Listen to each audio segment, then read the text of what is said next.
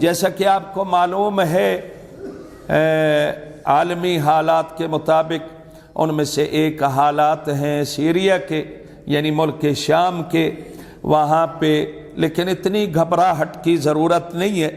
الحمدللہ ظاہر ہے ہمارے بھی قائدین ہیں، ہمارے بھی بڑے ہیں، شیعہ لیڈران ہیں، انہوں نے شیعہ کی حفاظت اور مقامات مقدسہ کی حفاظت کے لیے بات چیت ظاہر ہے جاری کی ہوئی ہے، اور انشاءاللہ ہم مطمئن ہیں جو اخبار ہیں۔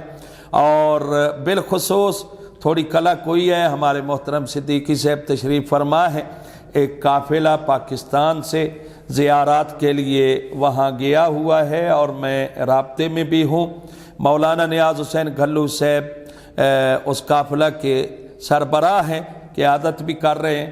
ہمارے سارے زائرین خیر و عافیت سے ہیں، اور صدیقی صاحب کے فرزند ہمارے برادر پکے نمازی صابر علی صدیقی صاحب بھی اس قافلہ میں ہیں۔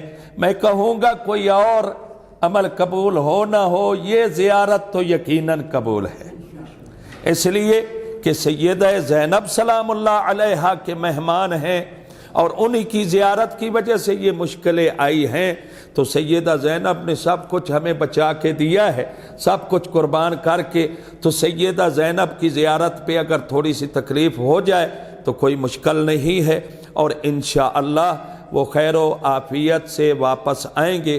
جتنے قبضہ کرنے والے ہیں وہاں پہ انہوں نے باقاعدہ طور پہ اعلان کیا ہے کہ مقامات مقدسہ چاہے شیعہ کے ہیں، اہل سنت کے ہیں، یا غیر کنیسے وغیرہ ہیں، غیر چرچ ہیں، ان کو کوئی بندہ نقصان نہیں پہنچائے گا۔ اور یہ جو تصور ہے کہ تکفیری لوگ ہیں، نہ ان کو پیچھے ہٹا دیا گیا ہے، یہ سیاسی پارٹیاں ہیں، بہرحال ہیں تو اپنی جگہ پہ، جو بھی ہمیں نہیں پتہ ان کا، تو بہرحال الحمدللہ ابھی تک جو اطلاعات ہیں شیعہ حضرات مقامات مقدسہ محفوظ ہیں، اور یہ ہمارے زائرین بھی خیر و عافیت سے انشاءاللہ پاکستان پہنچیں گے۔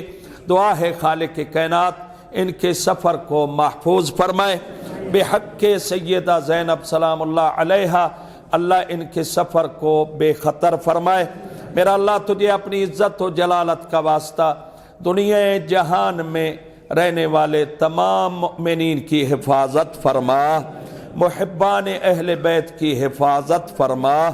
میرا اللہ تجھے اپنی عزت و جلالت کا واسطہ تمام مؤمنین کی پریشانیاں اور تکلیفیں دور فرما، بالخصوص ہمارے بزرگ محترم صدیقی صاحب کی پریشانی کو دور فرما۔ میرا اللہ تجھے اپنی عزت و جلالت کا واسطہ، اب وقت بڑا مشکل آ چکا ہے، ہمارے 12ویں آقا کے ظہور میں تعجیل فرما۔